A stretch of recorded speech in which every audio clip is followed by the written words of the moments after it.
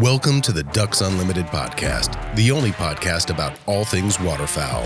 From hunting insights to science-based discussions about ducks, geese, and issues affecting waterfowl and wetlands conservation in North America, we bring the resource to you. The DU Podcast with your host, Dr. Mike Brazier. We have another episode here on our series on waterfowl harvest management. And today we're going to put the machine in reverse a little bit, you could say. We're going to go back to a topic that we introduced with Dale Humberg and Ken Babcock, but for which we said at that time we wanted to wait and devote a separate episode about that particular topic to get into more detail. Well, this is that episode, and our topic is the point system. Our guest on this episode to help us with this discussion is a friend of mine, Dr. Jim Dubofsky, a U.S. Fish and Wildlife Services Central Flyway representative in the Division of Migratory Bird Management. Jim, welcome to the podcast. Hi, Mike, and happy to be here. Jim, I think the first thing we want to do, like we do with all of our guests, is give you an opportunity to introduce yourself, provide a little bit of personal background, professional background. People are going to learn that you've been in this field quite a while, and that you're going to be facing a change in your career here pretty shortly. So just take a few minutes, Jim, and tell us a bit about your background. Sure. I grew up in a small town in Michigan where I learned to hunt waterfowl with my dad and my uncles. We had about a 1,900-acre marsh that was just a couple miles from the house, and that's where I was taught how to do those sorts of things, hunt and fish and so on. After high school, I went down to Michigan State, the big city, and got a degree in wildlife ecology. And from there, I took a summer and early fall off and went to the Delta Waterfowl Research Station on a fellowship. And there I got to work with a number of graduate students and professional scientists on waterfowl and wetland ecology issues, essentially helping them with a lot of their research. So I came back from Michigan State, finished up my bachelor's, and then went on to Mississippi State for a master's degree. And there I studied the use of catfish ponds by waterfowl during almost the peak of the aquaculture industry down in the southeast. There are a lot of catfish ponds and a lot of use by particularly ducks and mostly diving ducks. I stayed at Mississippi State and got my doctorate degree. And then for that, I studied the effect of winter nutrition on the subsequent reproduction in mallards.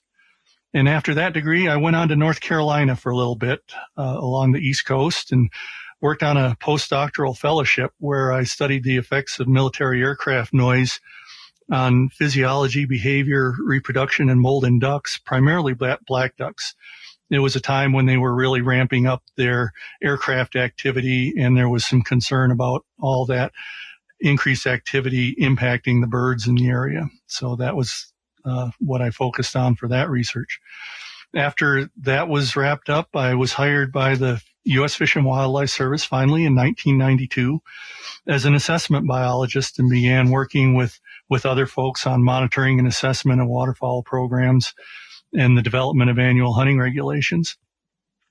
I was there for about 10 years, and I moved out west to become the assistant chief of migratory birds in the 8-state mountain prairie region, stationed in Colorado.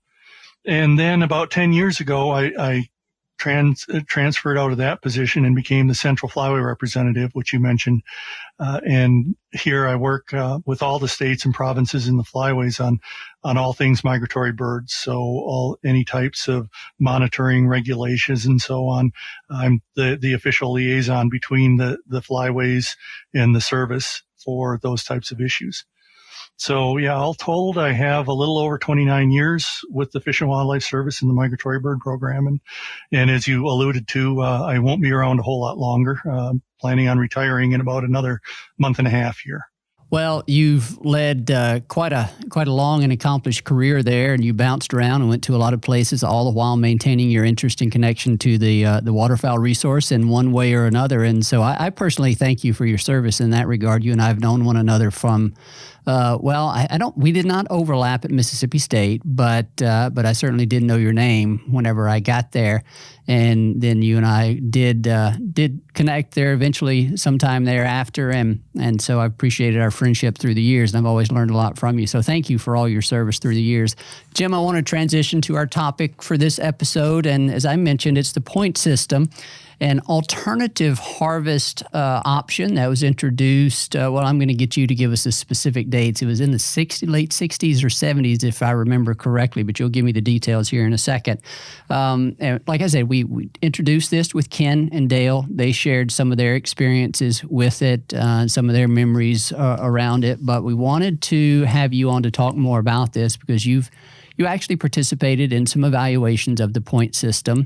So we know you have some insight on this, and you're one of the authors of a paper related to one of those evaluations. So we wanted to get you on to talk in more detail about it for people that may not be that familiar with it. I suspect some of our listeners will have hunted under the point system.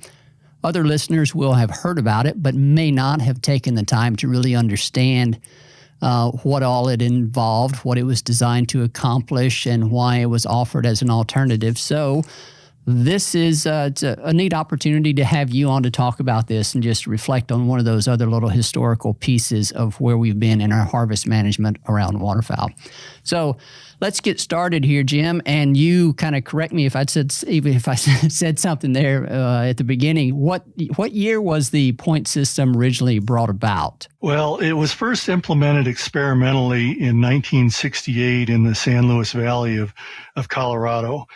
And the reason that it started was the 1960s were a time of low waterfowl abundance, as others on your podcast have mentioned.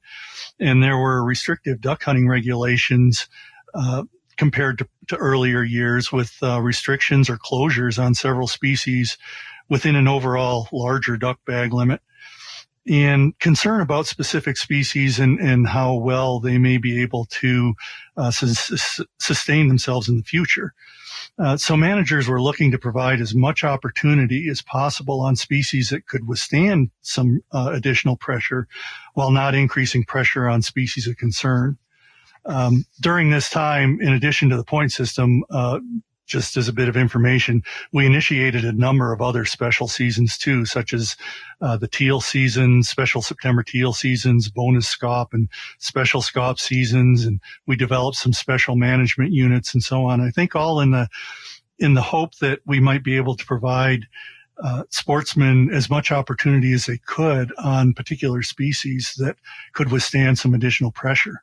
Now, Jim, you were not, as I mentioned, around when this idea first came about, when the point system was first developed. Do you know, though, did you learn through the years where this idea originated? Was there one Flyway that was responsible for floating this idea? Was it the Fish and Wildlife Service that floated the idea? Do we have any insight on really where it emerged? Yeah, and when you asked me to do this podcast, Mike, I did a little more digging into the historical files. And what I came up with through the various reports that we have in our files here was that John Rose, a sportsman and vice president of the Minnesota Conservation Federation way back in 1966, was concerned about particularly the need for waterfowl hunters to identify species in the air or on the wing to avoid bag limit violations. And so in 1966, he initially proposed what he called the Robbinsdale system. And it eventually was renamed the point system.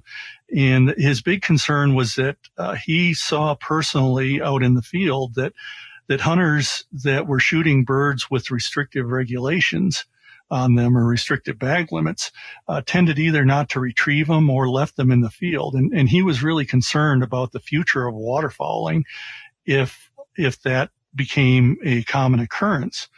So he brought that idea up through the Mississippi Flyway, and Noble Buell, who at the time was the assistant director of operations in the Bureau of Sport, Fish and Wildlife, which was the precursor of the Fish and Wildlife Service, circulated a memo among his regional offices and his staff and he sought input on the merits and potential problems with this Robbinsdale or point system. So that's where it initiated. And as a result of Mr. Buell's request for information, he got quite a bit of feedback back, and there were a number of concerns that were noted, but there also was enough support that they felt that the Bureau should go forward with some experimentation to better understand the benefits and shortcomings of this new system. Well, that's a very interesting piece of information there, Jim. Thank you for doing all that research. I was not aware of that. And somewhere along the lines, someone decided that the point system was an easier name than the Robbinsdale system. So I guess we have someone to thank for the simpler name there. But nevertheless, that historical insight was appreciated there, Jim. We're going to talk about what the point system actually was, how it worked here in just a moment. But I do want to clarify before we get into those descriptions that the point system is no longer available. It is it was a historical regulatory option that was implemented for a number of years, but it's since been withdrawn as an option. So, Jim, what were the years that it was available? You can kind of step through the experimental versus operational phases as you want to. Sure. As I mentioned, it was first implemented experimentally in the San Luis Valley, Colorado in 1968. And then in 1969, they also experimented with the point system at the Shiawassee Management Area in Michigan. And then following that in 1970, we offered the point system to all the states in the Central Flyway and did some further experimentation in a couple Central Flyway or a couple Mississippi Flyway states, Iowa and Illinois, and also a couple of Atlantic Flyway states, Florida and New Jersey. So following the evaluations in those states and a couple other areas in the early 1970s, it was available to all the states in the U.S. by the mid-1970s. So from that time on until 1988, any state could avail themselves of the point system instead of what we call the conventional bag limit system, which is the traditional overall daily duck bag limit with species and sex restrictions within that bag limit. But then in 1988, when conditions were very poor on the prairies with the drought that was going on, we suspended the point system due to concern about poor nesting conditions for ducks and the potential that we might be over harvesting birds with the point system. So out of concern of low duck abundances, we temporarily halted it. We did reinstate it back in 1989, the following year, and the service at the same time started to conduct reviews of all the special regulations that we had in place at the time, including the point system. But we also did reviews of the teal seasons and special scaup seasons, and so on. But when we reinstated it, initially we said that the bag limit were going to be no more liberal than that which was allowed in the conventional bag limit. So during that year, 1989, early 1990, the service conducted its review and completed it in 1990 and decided that based on the information in that review, it kept the point system as restrictive in terms of bag limits as the conventional bag limit system.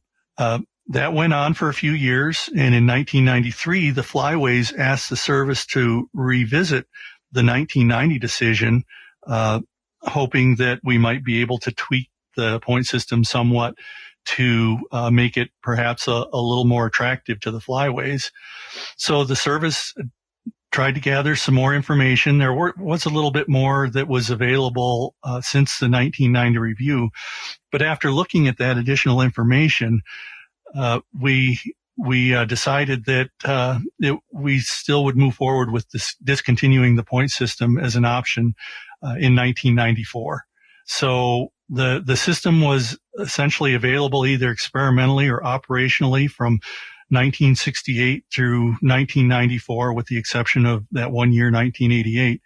And then it was discontinued after the 1994 season. Jim, do you remember what and this is probably going to vary throughout the years, but do you have an example of what the conventional bag limit would have been during the point system? You sort of alluded to this already, that there were some differences in the allowable harvest that resulted under a conventional bag system versus the point system. Do you have an idea of what those differences may have been? Yeah, generally the bag limits for the Central and Mississippi flyways, which were the two flyways that made most use of the point system, were generally between about 4 and 6 birds per day under the conventional bag limit.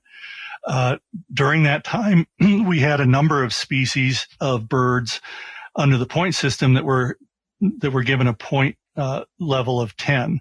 So under the point system, you could have potentially up to 10 birds in the bag versus only maybe 4 to 6 under the conventional bag limit. Yeah, and so that would be one of the reasons why some flyways, Mississippi and the Central, as you pointed out, might have been interested in the point system, whereas the Pacific Flyway, I don't think the Pacific Flyway, if my reading is correctly, ever used the point system. Their bag limits have always been a bit more liberal than those in the other flyways. I think our conversation with Dale and Ken sort of brought that point out, and I think perhaps that was one reason why they never really warmed up to the point system. Is that a fairly accurate statement? Yeah, that's correct. They've always had a somewhat more liberal overall bag limit, and we believe that there just wasn't that much more of an advantage under the point system to the Pacific Flyway as the other flyways. The other flyway we haven't mentioned is the Atlantic Flyway, and that it did get some use in the Atlantic Flyway, but not nearly as much in terms of the number of states that selected it as the Mississippi and Central. Jim, the next thing I want to talk about here are objectives behind the point system. You've alluded already to some of the justification behind its development and its use, but I also know that we have specific objectives, or at least we've tried to come up with, and historically speaking, tried to come up with objectives behind certain harvest regulation options or packages, and so the point system was certainly no different. There were some very specific objectives that I think were listed as what we were trying to achieve or help achieve through it. So can you go through those? What were the objectives behind this alternative point system framework? Sure. I'll go over the primary objectives and then maybe expound on those a little bit. But there were really two primary objectives of the point system. And the first was to direct harvest pressure toward certain species and sexes of ducks and away from others based on the need for those species and sexes protection from harvest or their harvest potential, essentially. And the second primary objective was to reduce bag limit violations by eliminating the need for hunters to identify ducks in flight. It's got to be one of the most disheartening things as a duck hunter myself, if you shoot at something and go to pick it up and you realize it's not what you thought it was. And particularly if you have restricted bag limits and you make a mistake in identifying something in flight, it could limit your opportunities for the rest of that day. So those were the two primary objectives of the point system. And as I mentioned, the 1960s were a time of low duck abundances overall, and for a number of species. We had in the early 1960s, we had closures on canvasbacks and redheads. So if you shot one of those, you were in real trouble. But at the same time, coming out of years of fairly plentiful ducks and fairly liberal bag limits, and recognizing that all the different species of ducks have different harvest potential based on their life history, managers really wanted to provide sportsmen with as much opportunity as they could out in the field. So we were looking for different ways to provide those additional opportunities. So managers felt, as I mentioned, the essentially founder of the point system, they felt that many birds were being left in the field under the conventional bag limit system because the hunter's ability to identify ducks wasn't all that great. So they wanted to avoid that wastage of ducks, and they also wanted to limit the inadvertent violations of people hunters who just simply made a mistake. So the whole idea then was just of the point system was that instead of having to identify birds on the wing before shooting, hunters could shoot a bird, identify it in the hand to avoid accidental bag limit violations.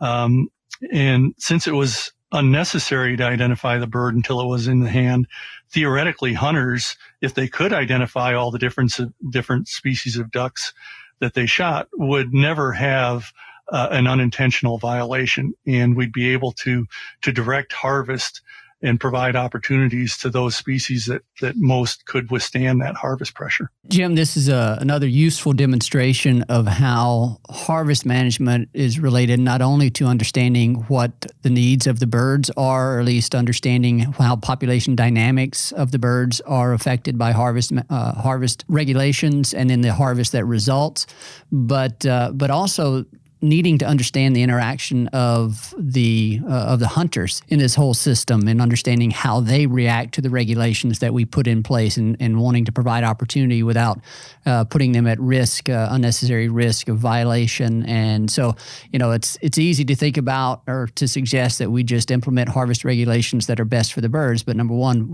what does best for the birds really even mean? But then there's also the very real aspect of this that the regulations are in place to enable responsible use of this resource. And so that certainly gets complicated when you layer in human needs on top of biological needs of the populations. And so this is certainly another example of that. I want to move on here and actually have you describe how the point system works. Our people that have hunted under this system will know this, and they'll probably enjoy a trip down memory lane to think back to the days where they were doing these calculations in their mind as they were harvesting birds. But for those that may not be familiar with the point system, have not hunted under the point system, describe how it worked for us. Sure. Well, under the point system, each species and sex of duck was assigned a point level. For example, 10 points or 35 points or 70 points. And the regulations set the number of points that a hunter could attain each day. And although it varied a little bit, typically it was 100 points. So if you could shoot all 10-point birds out there, you could get up to 10 birds a day.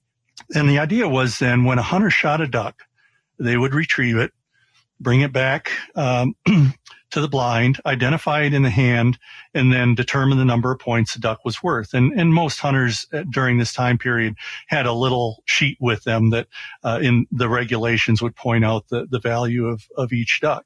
As a hunter did that, they'd bring the duck back, and if the total number of points for that duck was less than the total allowed, for example, 10 out of 100 points, the hunter then could shoot another duck and repeat the point tallying procedure, essentially bring it back, add the points of the most recently harvested duck to that he had harvested previously. And as long as that total number of points then was less than, or the points that he had in the bag at that time was less than the total allowed, the hunter could keep hunting and shoot another duck. So that would continue on then until the number of points associated with all the ducks that were bagged was equal to or first exceeded the total points allowed. And so then at that point, once you either reached 100 points or your last duck taken took you over 100 points, the hunter would quit for the day and be fully legal. Now, for the point system to work properly, though, each hunter had to keep track of their own ducks, retrieve each duck immediately after it was downed, that is, at least before shooting their next duck, accurately identify it to species and sex, and keep a total running total of points as each successive bird was retrieved, and then stop hunting when the point limit was reached or initially exceeded. So that's basically how it happened. You just had a little score sheet and you added up points as you shot ducks, and as soon as you hit or exceeded 100 points, you were done for the day. And it doesn't take very long, Jim, for anyone that's listening to this or anyone that had studied and used the point system to realize that there are some ways that you can perhaps manipulate this system, right? Yes. And I know that was one of the key challenges with the point system and was the focus of a lot of the evaluation, a lot of the criticisms, you might say, of the point system. So I want to have you talk about that as well for those that where this may not be intuitively obvious what could happen. What were some of the primary challenges of this of the point system, and ultimately led to some of the concerns around it? Well, the primary one you already mentioned was the reordering of ducks, and as I mentioned in how the system worked, a hunter is supposed to shoot each duck, determine its point value, add it up, and then either quit hunting for the day or continue on depending on what their points were. The issue is that every hunter would know the value of the different ducks. And what a hunter could do is if he or she shot a duck that was worth, say, 70 points first, if they shot, say, a 35-point duck after that, they would be done for the day under the regulations. However, what a hunter could do is shoot the 70-point bird, continue hunting, and if he shot the 35-point bird, he could say, well, I shot that one first. And then potentially he could shoot a few 10-point birds after that, and then claimed that he shot the 70-point duck last, and that was the one that sent him over. So you could reorder the way that you harvested the ducks and potentially come up with a bigger bag than the regulations had intended you to get. Yeah, so anyone that would have hunted under the point system would have been very familiar with the concept of reordering, and even for an individual, what you described there, Jim, was a very real possibility, or could have happened. There was a temptation for that to occur. But then when you also start thinking about having 2 or 3 or 4 hunters in a blind, and you have this more diverse combination of ducks in the blind, I guess you could argue one positive aspect of the point system is it required hunters to sort of exercise their math skills. But yeah, when the more people you add to a hunting situation, the more possible combinations of that reordering you could come up with. And so there was that temptation, as I understand. So that received a fair bit of investigation, did it not? Yes, it did. And a lot of the papers and reviews that that enforcement folks and the people conducting the spy blind evaluations pointed that exact issue out, that it was hard enough to observe a single hunter from the distance that you needed to stay concealed from the hunter so they couldn't see what you were doing, essentially observing their activity. And be able to accurately identify the species and sex of ducks from a distance in the order that they downed them. But that problem just magnified immensely when you had 3, 4, 5 hunters in the blind and attributing the ducks to each individual hunter. And so essentially what came out of a lot of those discussions was that the point system was essentially unenforceable in those sorts of situations, because either the spy blind observer couldn't be absolutely sure of the species or sex of ducks that were downed, and even if they were, very difficult to attribute them to individual hunters. So what we saw in terms of the spy blind evaluations and then also a lot of enforcement actions was that there was a fair amount of discrepancies in some of the results that they were seeing, where the spy blind observations, frankly, didn't show a lot of problems with reordering, but individual enforcement actions did.